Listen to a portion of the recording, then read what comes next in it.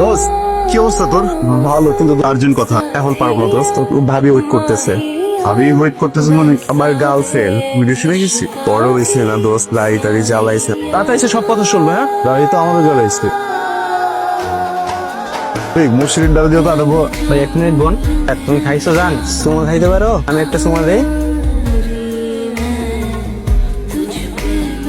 আমি আজ পর্যন্ত কোনদিন প্রেম করিনি, খালি একবার প্রেম করতে চাই।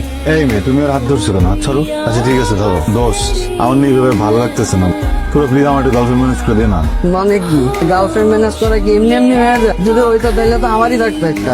যার গার্লফ্রেন্ড তারই ম্যানেজ করে নিতে হয়। আমার না একটা মেয়ের কাছে এত কিছু চাওয়া পাওয়ার নাই, শুধু আমি ওকে একটা মিস কল দিব, আমাকে একটা কল ব্যাক করবে, ওকে জিজ্ঞেস করবো বাবু তুমি খাইছো, আমাকে বলবে হ্যাঁ বাবু খাইছি।